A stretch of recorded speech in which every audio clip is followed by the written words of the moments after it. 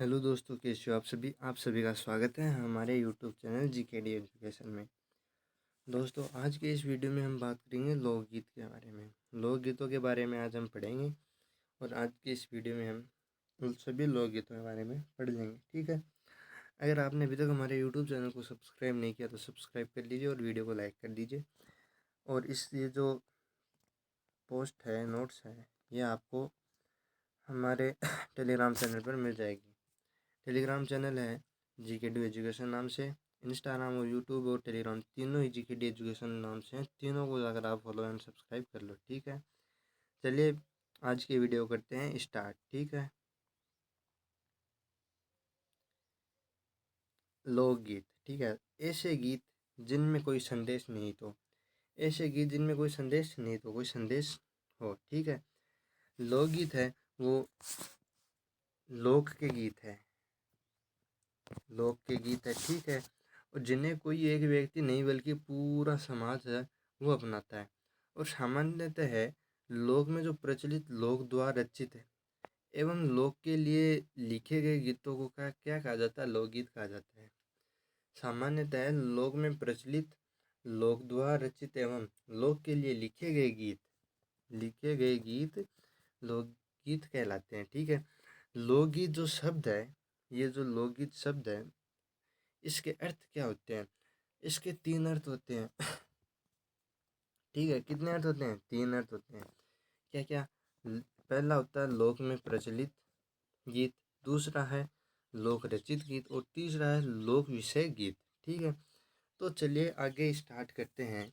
जनता की भाषा महात्मा गांधी और संस्कृति के पहरेदार महात्मा गांधी, जन समुदाय की आत्मा जवाहरलाल नेहरू, जवाहरलाल नेहरू, संस्कृति के मुंह बोले चित्र देवेंद्र सत्यार्थी, ये लोकगीत है। ठीक है। इनके ठीक है।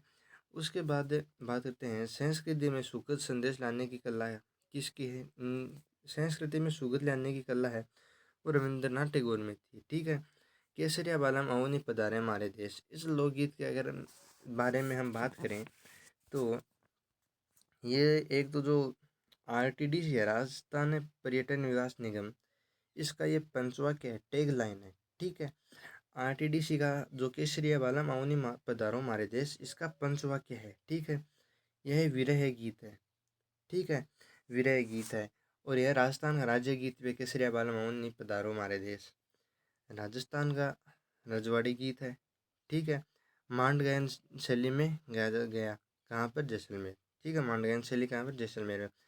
मांड गायन शैली क्या होती है? राजस्थान में गायन की प्रसिद्ध शैली है और राजस्थान के जो लोकगीत हैं उनमें यह शैली बहुत महत्वपूर्ण है और इससे न तो पूर्ण राग के रूप में स्वीकार किया जाता है और न ही इसे स्वतंत्र रूप से प्रस्तुत लोकगीतों में गिना जाता है। ठीक है। यह ठुमरी या गजल के बहुत निकट है। मांड गायन शैली ये ठुमरी और जो गजल होती है इनके बहुत निकट है। ठीक है, पास है। और ठुमरी है वह क्या होती है? भारतीय सांस्कृतिक संगीत की एक गायन शैली है। ठुमरी क्या है? भारतीय जो शास्त्रीय संगीत है, शास्त्रीय संगीत, ठीक है, उसकी एक गायन शैली है और इसके अंदर रस, रंग और भाव की प्रधानता होती है। ठीक है। उसके बाद बात आई गजल की। एक ही बहर और वजन के अनुसार लिखे गए शेरों का समूह है। ठीक है। एक ही बहर और वजन के अनुसार लिखे गए जो शेर हैं उनका समूह क्या कहलाता है? गजल कहलाता है। इसके पहले शेर को मलता हाँ, मतला कहते हैं। ठीक है। गजल का जो पहला शेर होता है ना, पहला पहला उसको मतला कहते हैं और गजल के अंतिम शेर को मक्ता क्या कहते हैं? मक्ता कहते हैं। ठीक है। और गजल के अंतिम शेर, ठीक है, मक्ता है ना, इसमें सामान्यतः शायर अपना नाम रखता है। ठीक है। उसके बाद बात करते हैं, इसे सर्वप्रथम मांगी बाई, एक मिनट, इसे सर्वप्रथम मांगी बाई कहाँ से? पर उदयपुर, मांगी बाई उदयपुर ने गाया, लेकिन सर्वाधिक गाने वाली अल्लाह जिलाई बाई बीकानेर है। ठीक है। अल्लाह जिलाई बाई मांड गायिका है। ठीक है। नेक्स्ट बात करते हैं राजस्थान में मांड गायिका, ठीक है। पहले आती है मांगी बाई। मांगी बाई कहाँ पर है? उदयपुर में, ठीक है। इनका जन्म है ना, मांगी बाई का, मांड गायिका है, इनका जन्म संगीतकारों के परिवार में हुआ था और प्रतापगढ़ जिले में हुआ था। और मांगी बाई आकाशवाणी और दूरदर्शन की ए ग्रेड कलाकार थी, ठीक है। मांगी बाई है ना, आकाशवाणी और जो दूरदर्शन है उनकी ए ग्रेड गायिका थी, ठीक है। उसके बाद अल्लाह जलाई बाई की बात करते हैं, जो बीकानेर की है, ठीक है। अल्लाह जलाई बाई लोकप्रिय राजस्थानी मांड गायिका थी और यह अपने राजस्थान बीकानेर की थी, जो राजस्थान बीकानेर है वहाँ की थी। उसके बाद बात करते हैं गौरी बाई पाली, ठीक है। गौरी बाई है, ये भारतीय लोक गायिका थी। भारत की एक भारतीय लोक गायिका थी जो अपने मांड या लोक संगीत की एक गायन शैली के लिए जानी जाती थी।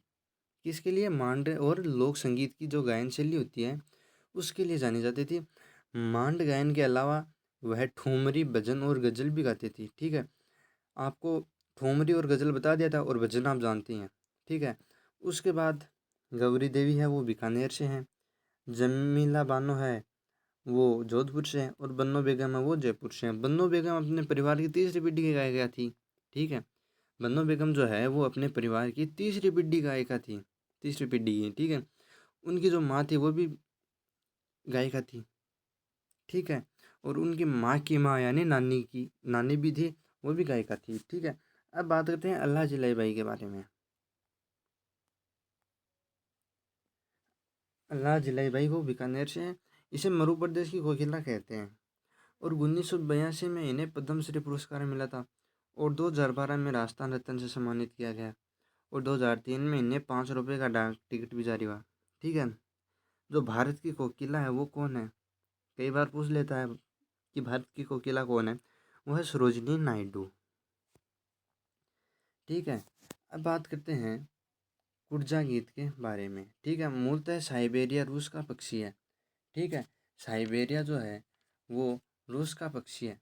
ये ये सभी साइबेरिया से, ये पक्षी है ना, ये साइबेरिया कहाँ पर है? रूस। ये पक्षी है, ये ईरान, अफगानिस्तान, इन देशों से होते हुए भारत में प्रतिवर्ष आते हैं, ठीक है।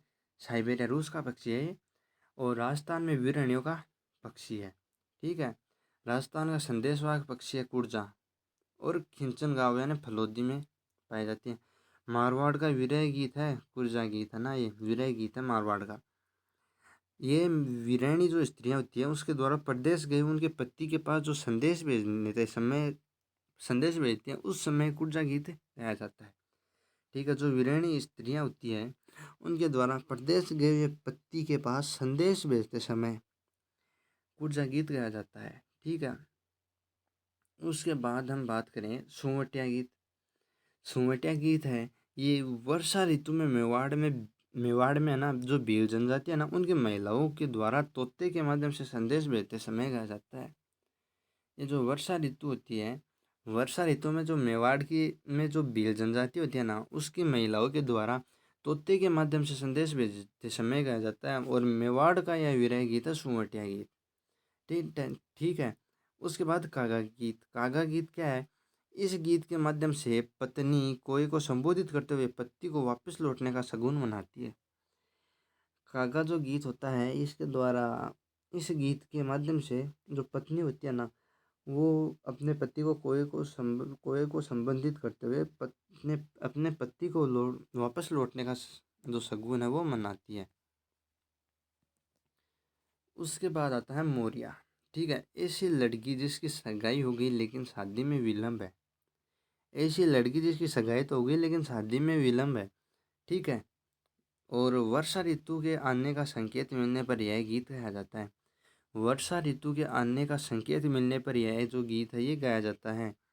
गराशा जनजाति के पुरुष द्वारा विवाह के अवसर पर किया जाने वाला नृत्य भी मोरिया है। गराशा जो जनजाति है उसके पुरुषों के द्वारा विवाह के अवसर पर किया जाने वाला नृत्य कौन सा है? मोरिया नृत्य है।